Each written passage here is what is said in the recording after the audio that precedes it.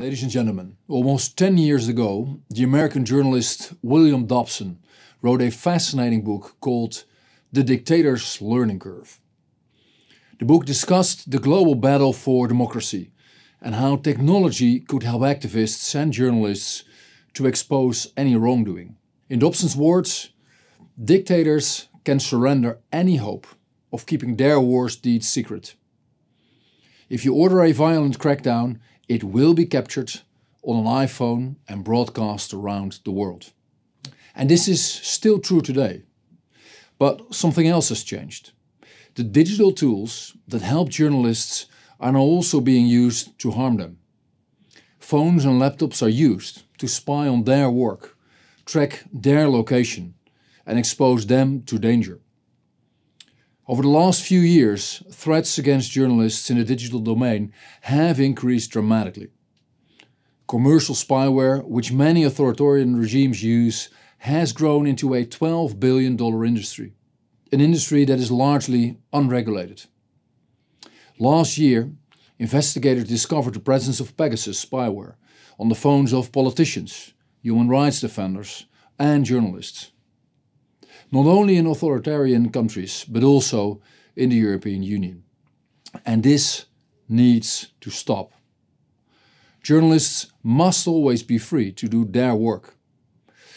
We in the Netherlands strongly believe that the rule of law also applies online, and that it applies equally to states and to commercial parties. And that is why cybersecurity laws, policies and practices must always be based on the principles of legitimacy, legality and proportionality, and why they should be subject to independent and effective oversight. The best way to achieve this is to develop laws and policies through open, inclusive and transparent approaches. That is what we have done in the Netherlands, when we modernized the law regulating the capabilities of our intelligence agencies. Because we believe this is the approach. And that is why we are co-hosting this panel, together with Canada, and why we are co-chair of the Media Freedom Coalition, and a founding member of the Freedom Online Coalition. In each of these roles, we do all we can to prevent, protect and prosecute. To prevent attacks against journalists. To protect journalists when attacks do happen. And to prosecute those responsible for such attacks. Cyber threats are the fastest growing form of attacks on journalists and their ability to do their work. And that is why the Netherlands has made 20 million euros available to protect the safety of our journalists. Because we, the international community, must look for ways to better protect journalists. In this panel, you will be talking about how to do that. I wish you a very successful discussion and hope you will make progress on this difficult but very important subject. Thank you very much. Good morning, everyone. Welcome to our in-person as well as remote participants to this World Press Freedom Day conference session on digital authoritarianism and technology-facilitated threats to journalists and human rights defenders. Now this session, as we've just heard, is co-organized by the governments of Canada and the Netherlands and in collaboration with the Media Freedom Coalition and the Freedom Online Coalition. My name is Kaspar and I'll be moderating today's session. Now, we've just heard the video just now from the Honorable Deputy Prime Minister for Foreign Affairs for the Netherlands, Mr. Woepke Hoekstra, who gave us a sneak preview of what we will be discussing here today. As we've heard from him, as well as in many other interventions during the conference so far, in 2022, there is no topic as prescient and pressing for those interested in the future of media freedom than the intersection between media freedoms, freedom of expression, and digital technology. Much has been said about the dual nature of digital tech and technology in general. Now, over the past decade, we've been reminded of the lesson that technology is neither, in and of itself, neither good nor bad, nor is it neutral. And what a ride it's been. the opportunities brought about by digital technologies have been well documented. We obviously, like from the internet's ability to democratize free speech, to offering access to unprecedented amount and variety of information and ways to collect and analyze it. Now, the flip side includes a growing number of threats enabled and amplified by the very same technologies. These include digital surveillance, online censorship and network restrictions, disinformation campaigns, and online harassment, to name but a few. COVID-19 pandemic, it has brought these challenges into sharp relief, I think, for everyone. And as noted in UNESCO Director General Azule's forward to the recent report on world trends in freedom of expression and media development, the pandemic has made access to quality information a question of life and death. However, and paradoxically, we are faced with the following. While we are more connected and better informed than ever, we're becoming more concerned with the very dangers that are enabled by these technologies that have brought about disconnected reality. Dangers to individual journalists, to human rights defenders, to the business model of the media, to human rights as a whole, and to democracy itself. I think the question for us here today is, how do we as a community respond to these evolving threats, and how do we promote and protect freedom of expression and media freedom in the digital age? Now, to help us answer this big question, we have a distinguished panel with us, including Irene Khan, the UN Special Rapporteur on right to freedom of opinion and expression, Quinn McKew, Executive Director of Article 19, Jeffrey Marder, Executive Director of the Human Rights and Indigenous Affairs Policy Division at Global Affairs Canada. And we have two remote participants, Veronica Ferrari, Global Policy Advocacy Coordinator at Association for Progressive Communications, and Yeginsu, the Deputy Chair of the High-Level Panel of Legal Experts on Media Freedom. Welcome. Now, let's dive in. Irene, I wanna start with you, if that's okay. You are preparing a report on media freedom and safety of journalists, which is due soon. But you have written on other aspects of this question as well. I'd be interested to hear your thoughts on, in this changing and evolving threat landscape, how do we adapt our responses, and how do we continue to promote and protect free expression? Thank you very much. As you said, digital technology has had a transformative impact on the way in which media works. Even the concept of a journalist has changed. Who is a journalist today has changed. Lines between broadcast and print media have disappeared. The relationship between media platforms, digital platforms and the media is something that should give us great concern because of the dependency of media on the platforms and the power, mostly uncontrolled power, of the platforms on the other. So that kind of sets the stage. But I think what we have to remember, especially in my business, is that it's actually about states, member states and their responsibility for human rights, to uphold human rights, the obligations. So we do have this sort of company, journalists, and state triangle there. And for me, I think there are a couple of things that are important. First of all, it is important to keep the net open. And then we can start talking about how we make it less toxic and how we improve the interaction that takes place in the net. But keeping the net is important because media today is dependent on it for access, for engagement, for distribution of news. The second thing is keeping journalists safe. We've talked at this conference already about surveillance, digital surveillance that takes place, and I would like to emphasize online violence against women journalists, against, in fact, prominent women, whether they're human rights defenders, politicians, but journalists have been at the receiving end of it. So keep journalists safe, keep the net open, and then I think there is a third dimension that is harder to grasp and therefore gets less attention, and that is about protecting the independence, pluralism, and viability of the media in the face of digital technology and the digital economy. And that is something that's absolutely critical. First is the issue of disinformation and misinformation that is flooding the platforms that are in the online spaces. Sometimes media is actually a producer of some of that misinformation as well. They are not without blame there, but there is a lot, and that actually reduces the quality of media, that makes editorial independence very difficult, and it actually creates distrust in the public, and therefore attacks the integrity of information, people's belief in the information.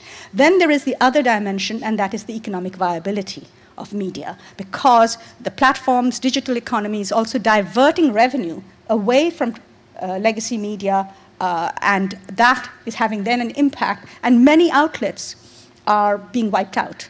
There are some that are doing well, they figured out how to work that system, but they need a lot more, that needs a lot more attention.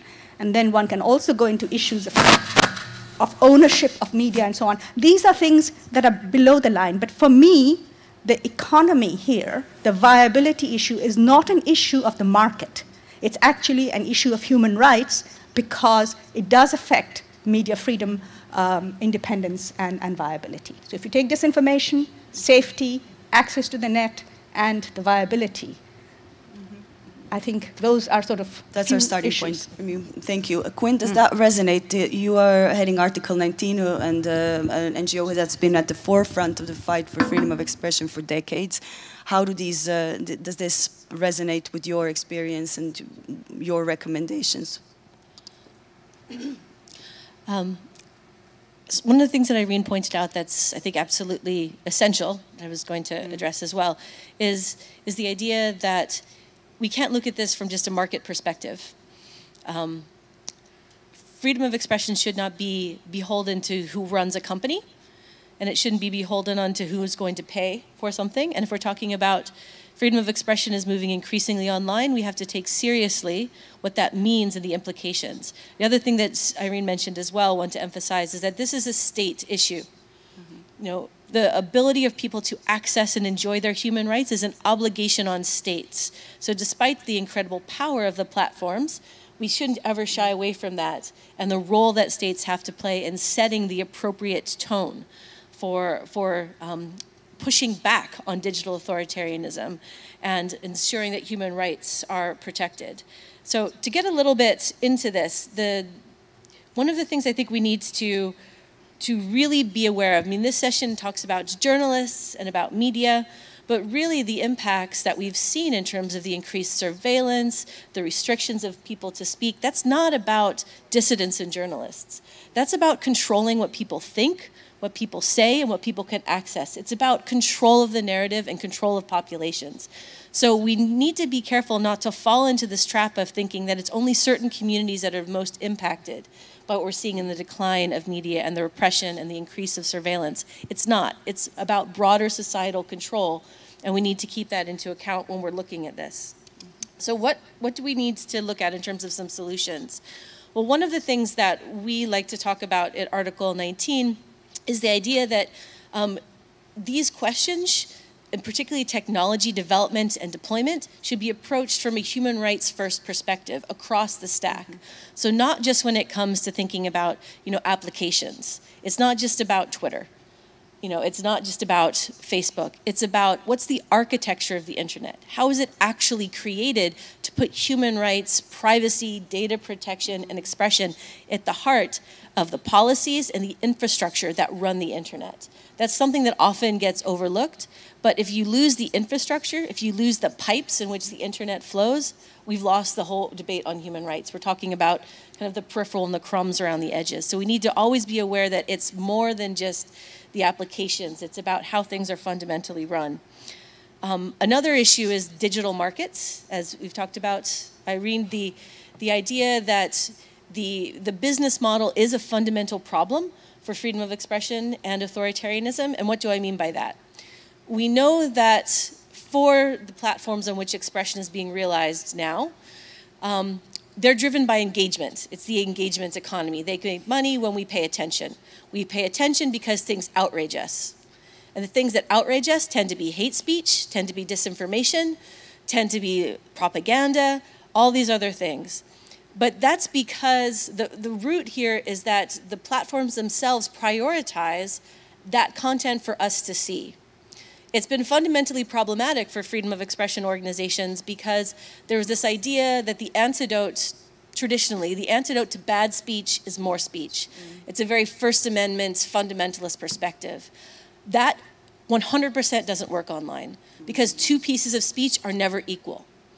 They're decided, the one that's more important is decided by people who aren't us and are decided by algorithms. And that's one of the things we have to keep in mind when we're talking about solutions. One of the solutions, and this is one of the questions for industry, is, you know, in times of stress, maybe flip the switch a little bit. Maybe emphasize that actual authenticity should be what you're looking for as opposed to engageability and virality of content. That would be one of the recommendations we might want to put forward for industry in terms of their suggestion on this. Rebalancing that. And finally, for states, let's think ahead. Let's be creative. One of the problems that we have now with the internet and regulation and laws is that we're regulating for problems of 5 years ago. We're trying to play catch up. States are trying to play catch up. Let's set aside some time to think about what the next problems and challenges are going to be and start trying to think about how would we build a freedom of expression supportive world in terms of the legislation that we're putting in place. One example that I like to bring up is emotion recognition technology. I think a lot of people are familiar with facial recognition technology and some of the challenges that that poses to the creation of surveillance states, as well as some of the positive uses of facial recognition. But I actually challenge you. I mean, one of the things you said at first is that there is no bad tech. I would say that technology that's designed to try and interpret how I feel at any given moment is bad. There's no place for that in a society that supports human rights, dignity, and privacy. Let's ban it. And that's what I mean when I say we need to start looking ahead. Thanks, Quinn. What I'm gathering from this is that if we're going to apply a human rights approach, it needs to be done in a holistic way. And that doesn't mean just policies, which is important. It doesn't mean just providing access to technology. It also means the way that we manage not only the broader digital ecosystem, which includes the infrastructural layer, the policy layer, and all the layers, really, that kind of the whole stack. I want to come to one of our remote participants now, and Jan, I want to come to you next. There was one thing yesterday in the intervention by the UN High Commissioner for Human Rights, Michelle Bachelet, that struck me, and that is, she said that in responding to these evolving threats, we should start by looking at the framework that we already have, the existing international human rights framework, and particularly the ICCPR. This is what she mentioned. So I know that the high-level panel has worked to inform the work of the Media Freedom Coalition, and I do wonder from your perspective, and what would be your legal response to the conundrum that we're facing. Jan, go ahead. Indeed, I'm very sorry not to be able to join you in person. An enormous thank you to both UNESCO and the Republic of Uruguay for hosting us. Leah, you ask a critical question, and really giving effect to Article 19 as well as some of the regional human rights protections has been at the centre of our work as a panel as we go to advise states. I want to take a step back for a moment and just acknowledge that whether there is good tech or bad tech or neutral tech, regrettably, the internet has not made the world a safer place for journalists or indeed human rights defenders.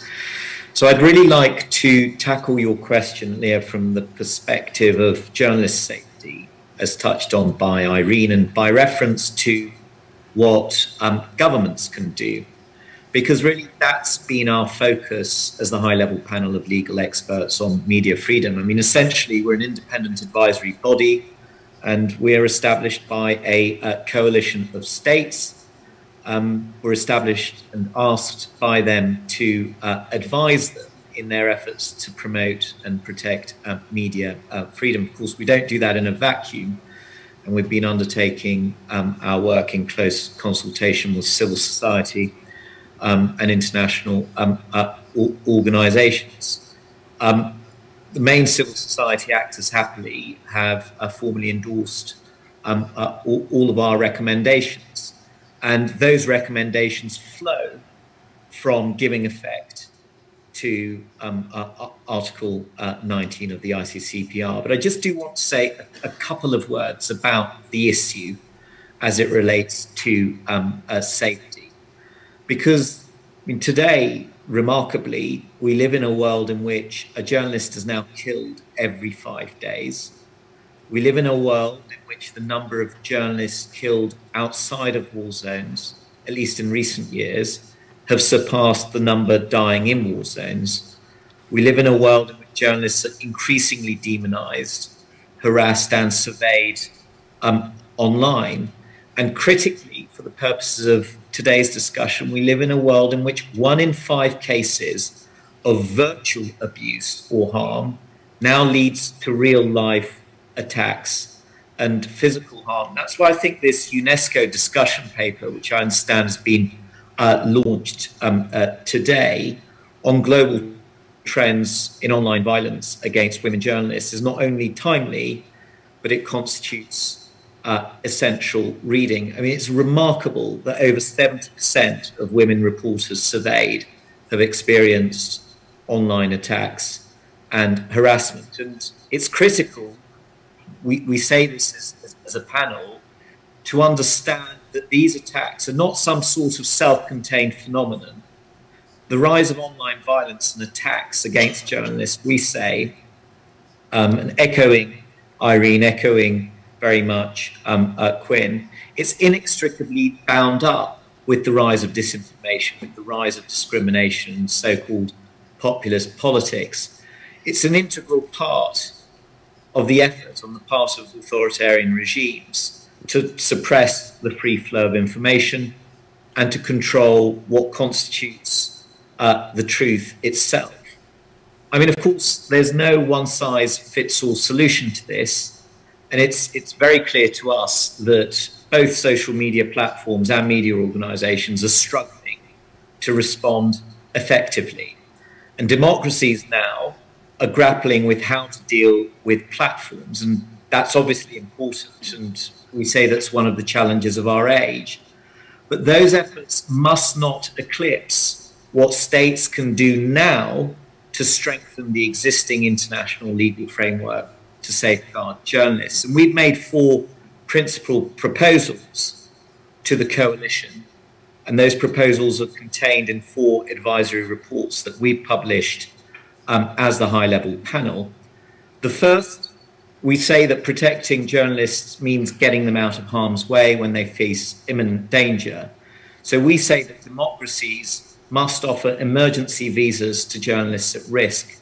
So we've asked each state in the Media Freedom Coalition to provide at least 50 such visas and to take other steps to strengthen their safe refuge programs. Now, Canada, Germany, and the Czech Republic have taken steps to give effect to some of the recommendations in our report, so has the Dutch Parliament.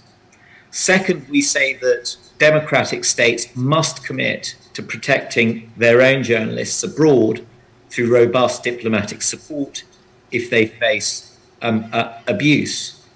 Third, we say that those who attack and imprison journalists must be identified and prosecuted. The remarkable statistic still stands of 9 out of 10 killings of journalists going unpunished.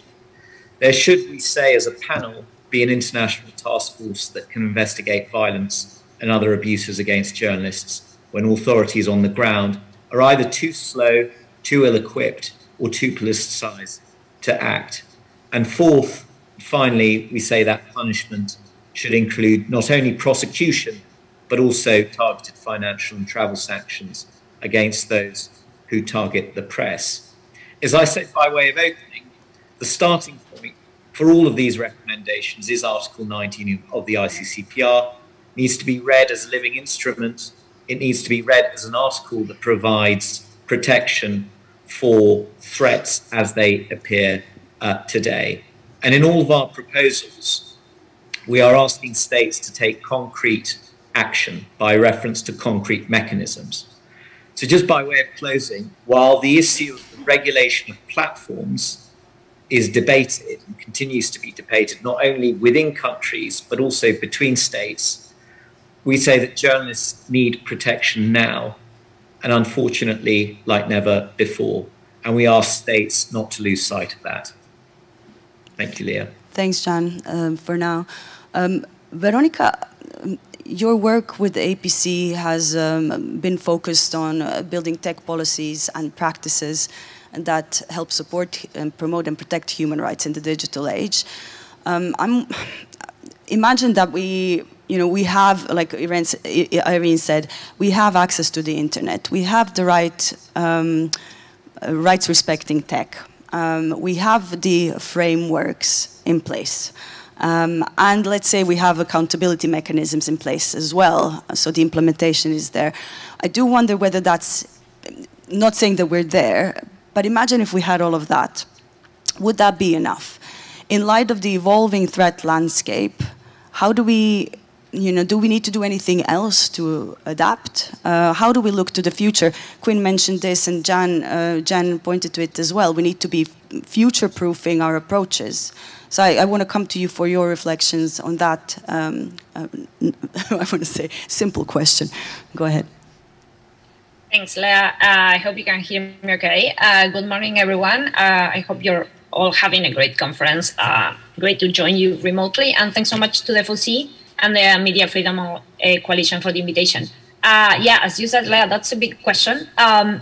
But yeah, I'll start by saying that APC, which is an international NGO and a network of members in more than 70 countries, we see a growing trend of using digital technologies to enable and check control over people across the world, as previous colleagues in the panel said. So APC members and partners experience this in national context in the form of censorship, of online disinformation campaigns that target human rights and environmental defenders, internet shutdowns during protests and mobilization, the criminalization and persecution of digital security researchers, together with legislation that aims to combat cybercrime, but has broad provisions that open the door for attacks against civil society, and of course, surveillance and harassment of civil society actors and defenders through the use of intrusive software applications such as spyware. So all in all, we see this worrying global phenomenon with more and more states engaging in regressive measures using digital technology. And APC and our members and partners have been monitoring this development, raising awareness about these trends, and also campaigning and conducting, for example, security trainings for journalists, among other issues. So I wanted to explore, building on your question, a bit more about how we can develop tech policies and practices that build resilience, let's say, against these trends.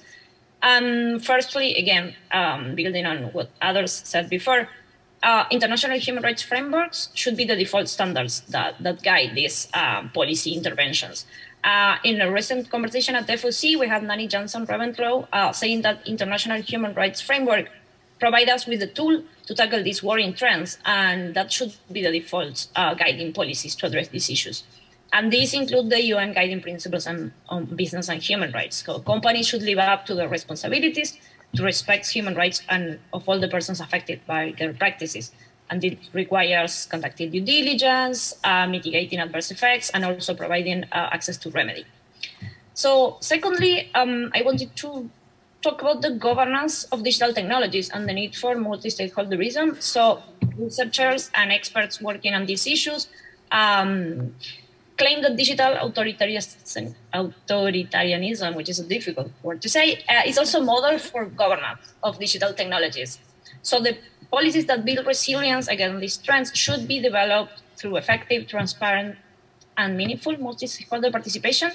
And these policies should ideally be designed and built around the needs of and with meaningful participation of the individuals and communities that are affected by these measures, especially those that experience multiple forms of discrimination.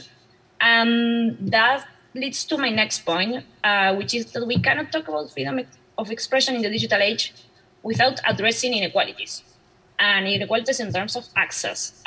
So inequalities have been exacerbated in many ways by digital technologies. So human rights, such as freedom of expression, are increasingly exercised online and are reliant on meaningful connectivity. So those who lack meaningful access to the internet, which is about half of the world population, cannot fully exercise a broad range of rights and are cut off from the so-called digital age. So in fact, this year, FOC Program of Action puts digital inclusion as an essential component of the idea of democracy in the digital age. So we really welcome that approach. And communities have been challenging access inequalities through, for example, community networks, which is a topic APC works in. And so policies that support a free, open internet should also create enabling environments to the communities building their own connectivity solutions. So community networks also provide services that meet local needs. And to conclude, just a positive note about the potential of digital technologies. So technologies, as we know, also enable human rights and help civil society and communities to build resilience. So at APC, we always acknowledge the huge potential of the internet for bringing people together, for online association and mobilizations. And we work with a feminist approach to the internet. That is one that champions the right of people to use the internet with freedom, and an internet that facilitates new forms of expression. So I believe that's also important to have in mind when thinking about policies and practices that could build resilience and protect freedom of expression in the digital age. So I'll stop there to continue with the discussion. Thanks, and over to you, Leah. Thanks, Veronica. I'm trying to keep track of all the things coming out of the discussion. I feel like we could have a different session for each of the, to follow up on each of the panelists' remarks. I want to see how Jeff will do next to help us pull things together. Jeffrey, obviously, you represent the government of Canada. No small feat. You represent the government of Canada. Now, the Canadian government is chairing both the Freedom Online Coalition this year and is co-chairing the Media Freedom Coalition. And really is a champion in promoting a lot of these efforts that we're talking about here. I want to hear your reflections on this. So what is the role of government and what it is that you think the governments can do to help us tackle these challenges? Okay, a big challenge there. I'll speak a little bit about what my own government, some of its positions on things, but really I'll focus much of my intervention on what these two thematic coalitions are doing, the Freedom Online Coalition and the Media Freedom Coalition. So I think pretty much every speaker has touched a little bit on the positive aspects of new technology and how it can help journalists and human rights defenders, though, as Quinn has suggested, maybe there is some technology that is that does not have good uses. But a lot of our focus obviously is on the negative uses or the abuse of some of the new technology. And that's certainly an area where Canada has big concerns. We're very concerned with the growing use by authoritarian governments of technology to increase censorship, control information and communication technologies, and hinder the free flow of information that restricts citizens' rights and freedoms. And I think no single government on their own can combat this. The solution comes with collective action, be it through multilateral activity or what I'm going to focus more on today, what I call thematic coalitions, specifically the Freedom Online Coalition and the Media Freedom Coalition, and their efforts to combat digital authoritarianism. So I'll start with the Freedom Online Coalition, and one of the keys, I'm going to talk a little bit about sort of pushing back on the negative aspects, but you also have to have a positive vision, something to strive for. So that's something that Canada is certainly advancing in our chair role of the Freedom Online Coalition over the course of this year. And what that is a shared vision of democracy in the digital age, focusing on digital inclusion, which is an informed and engaged public that can participate meaningfully in society, both online and offline. And there's sort of four aspects of that: connectivity, digital literacy, civic participation, and the safety of the online ecosystem. And we really see digital inclusion as an opportunity for democracy in the digital age. Meaningful digital inclusion needs a digital environment that is safe and open to public participation and diverse public participation.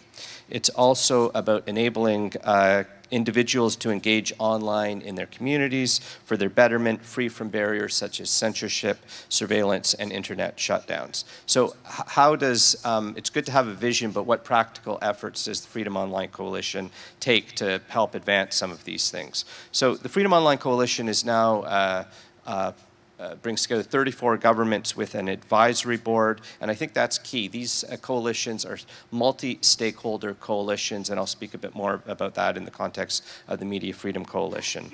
The Freedom Online Coalition has numerous task forces to drill down on some of the specific challenges, for example, on artificial intelligence and human rights.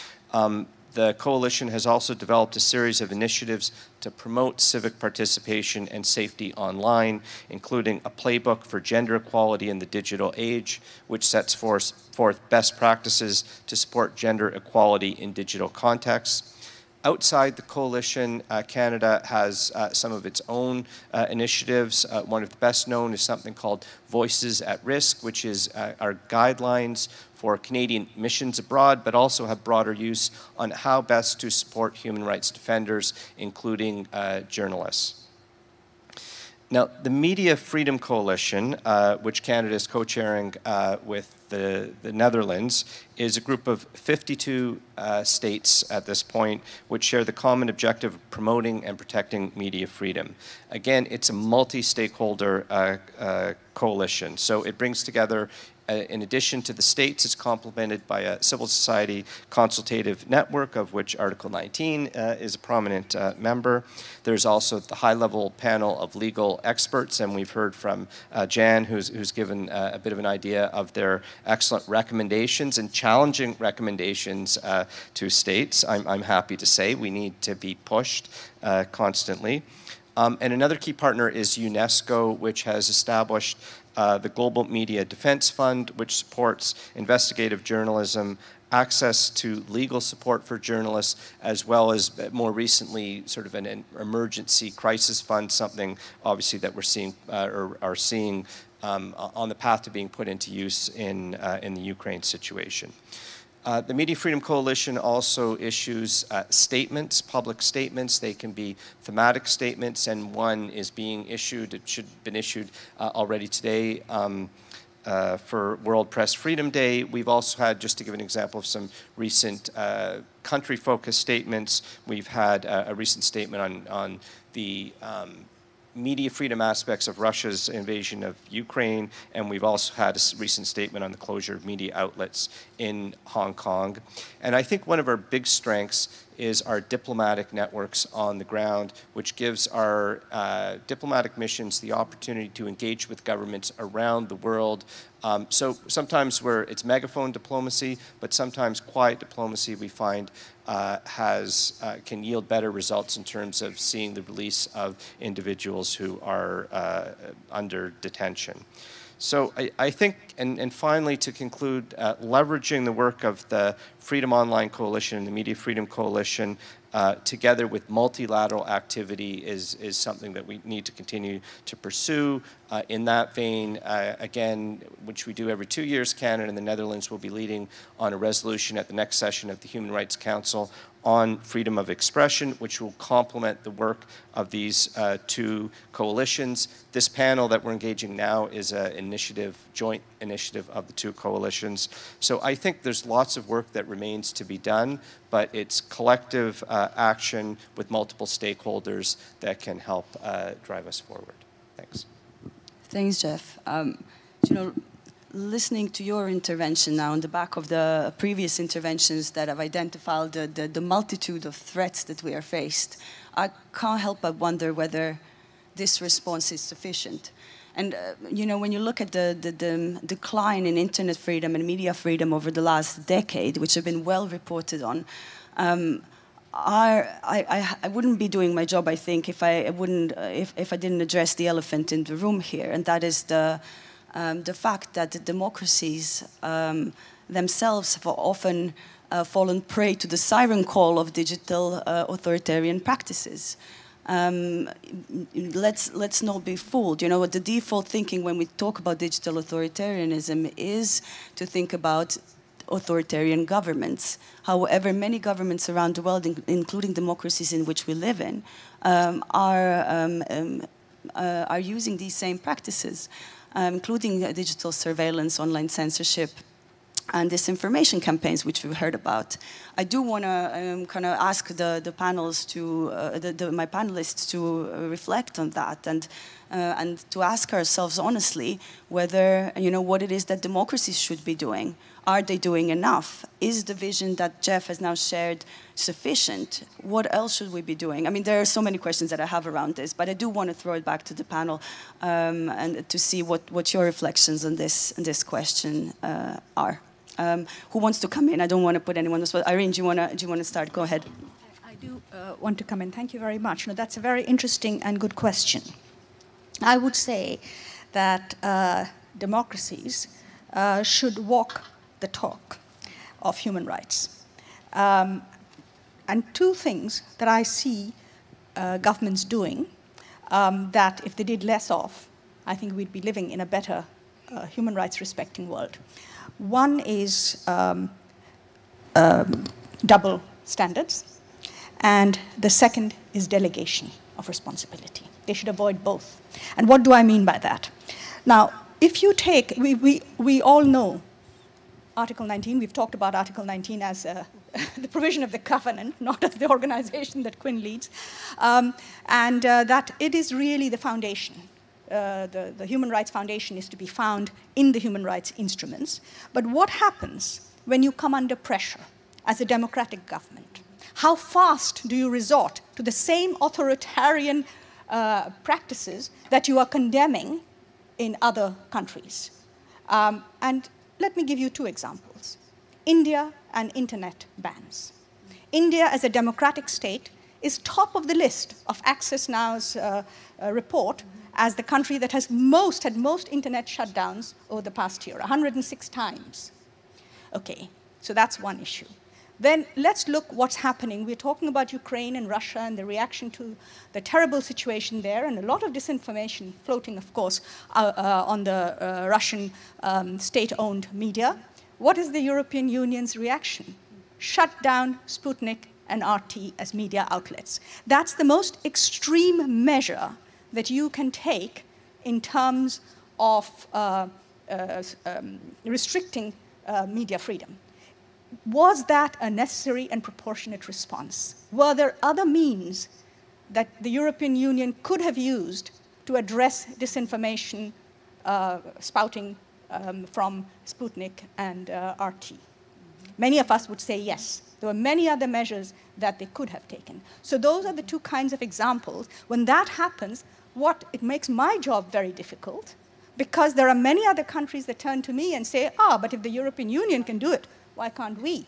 Mm-hmm. So that's why I say double standards. Mm-hmm. The second concern that I have is about delegation, that there is a tendency to delegate responsibility to the platforms that the governments should be actually taking in terms of ensuring that the platforms, online spaces, are safe and that human rights that are offline are protected online. We say that all the time. But what is actually happening is that what is unlawful offline is lawful online. And that's why we get, for example, online violence against women. Now, what is the state doing? The state is actually basically abdicating its responsibilities there.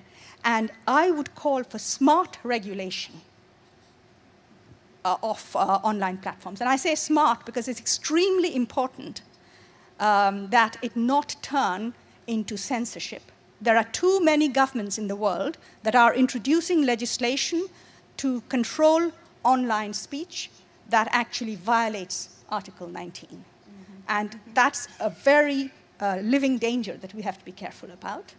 But at the same time, we all recognize that we need to control the platforms and therefore avoid content, don't touch content, because very often the platforms, if you want to restrict content, then it should be unlawful content, which means that as a state, you should set the rules of unlawful content in line with your human rights responsibilities, Article 19, paragraph 3, and the platforms should follow that. But don't ask platforms to take off things, content, that you don't dare take off. And I'm talking, for example, of the UK Online Harms Bill. Yeah? It's lawful, but harmful. How can a platform judge that? But there are many other ways in terms of transparency. Data protection is the first and most important responsibility of the state. We all heard Shoshana Zuboff yesterday about data extraction. Now, strong data protection is the responsibility of the state because the state must uphold our right to privacy. Then, of course, a transparency of the platforms, holding them accountable, ensuring their compliance. And I think the Digital Services Act of the European Union has some very, very interesting and positive measures. The challenge is whether the member states of the European Union will actually implement that Digital Services Act properly, and what compliance measures can the European Union take to ensure that the member states actually follow that. Right. And that practice, I think the rest of the world, the United States in particular, should be watching that very carefully, because I think there will be some very interesting and good experience coming out of that. Okay, so leading by example, walking the walk, Quinn, what do you think? How do the democracies rebuild trust and lead by example? I think Irene stole my thunder. No, I mean, to start with that fundamental question, what democracies have to do, they have to rebuild themselves. You look at the research that's out there. Democracy is its lowest point in the past 30 years, which is interesting and kind of ironic because people are now talking about with Russia, are we returning to the Cold War? Well, I mean, in terms of the level of democracy, we're basically there right now, looking at the research that's come from VDEM. But one of the other things that's interesting about that is very relevant for our topic of conversation is that what is the precursor? Are there warning signs when you're seeing democratic backsliding? And there actually are. And the warning sign is a decline in freedom of expression. A rise of authoritarianism is usually preceded by measures that clamp down the media, clamp down what people can say and what people can know. And so when we're saying democracies have to rebuild themselves, think of how you're actually approaching freedom of expression.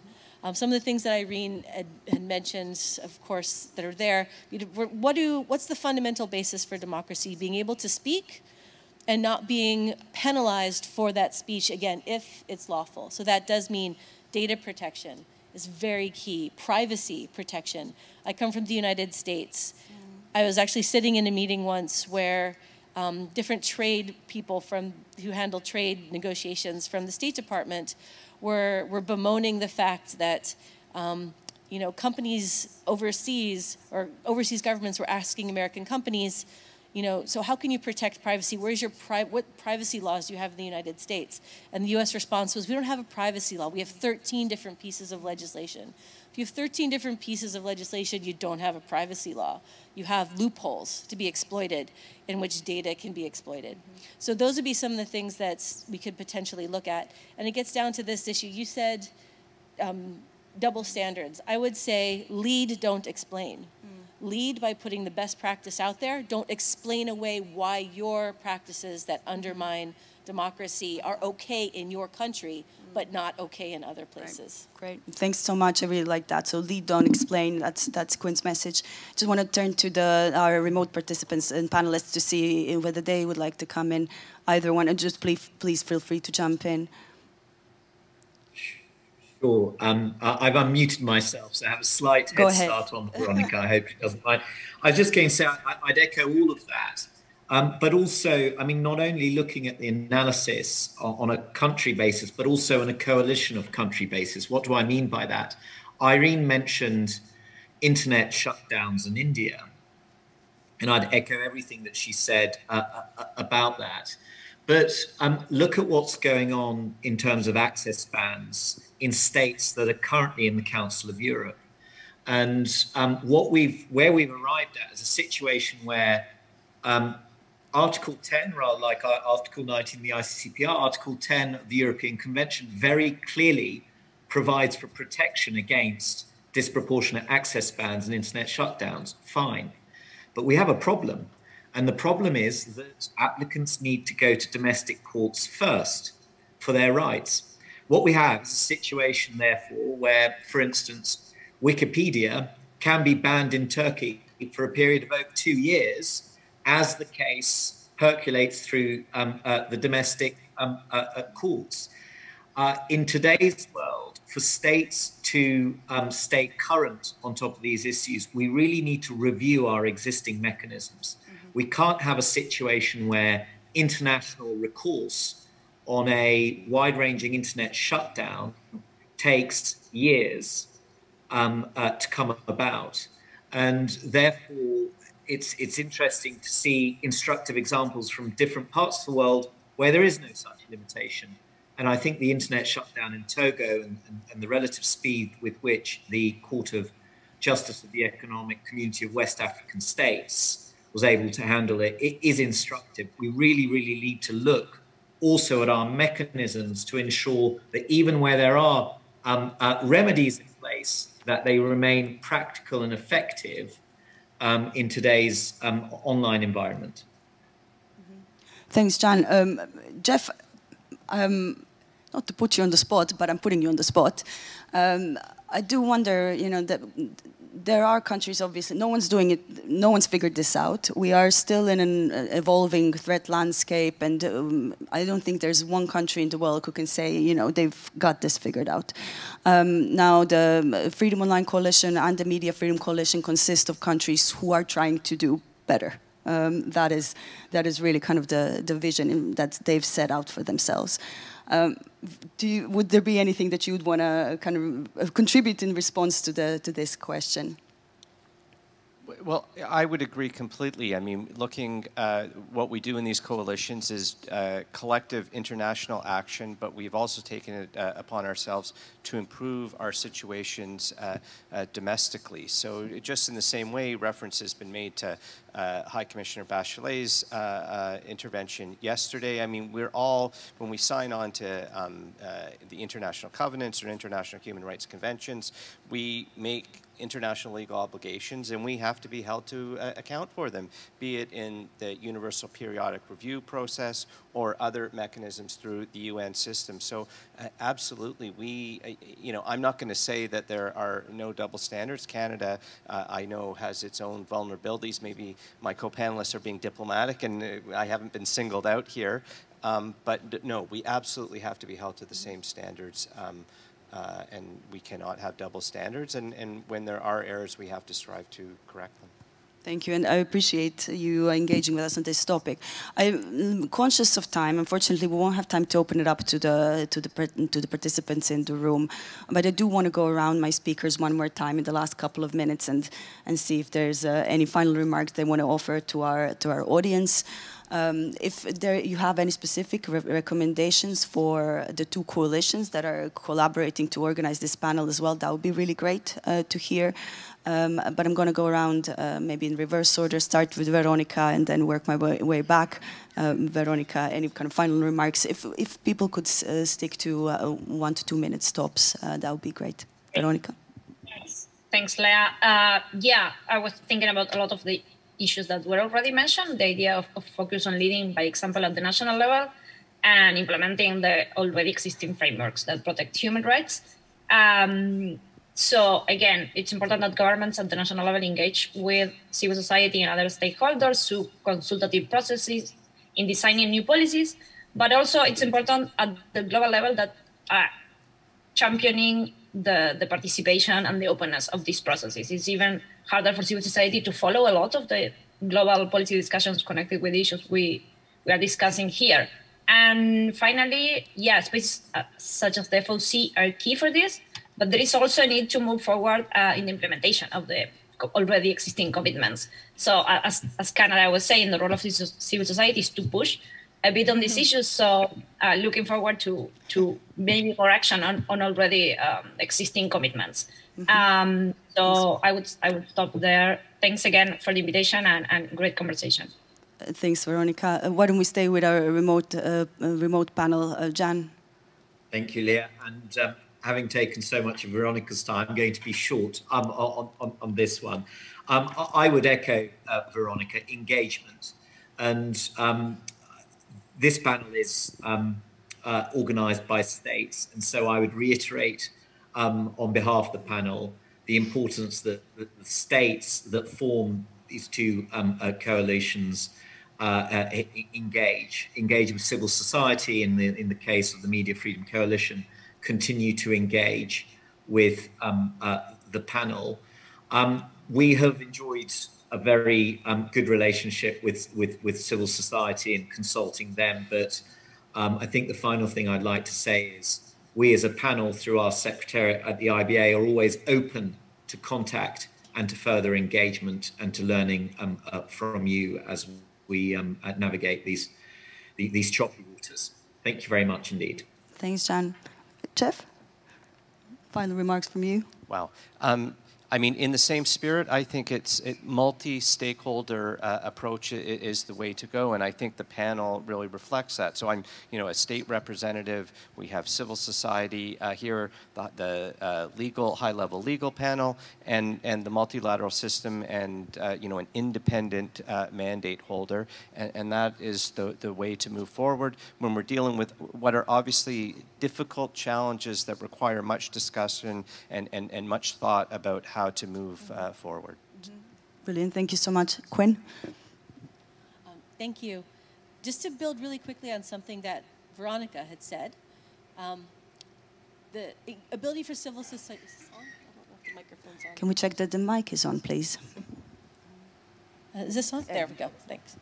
To build on something that Veronica said, civil society, and I appreciate that Canada, the Media Freedom Coalition, Freedom Online Coalition have made an effort to involve civil society in these multi-stakeholder initiatives and recognized the importance of that. But one of the things I would ask for the MFC and the FOC as well is to really help preserve the space for civil society to engage. Thinking particularly of the United Nations, where there has been a systemic attack on the ability of organizations to be there, particularly LGBTI+ organizations, but not just exclusively them.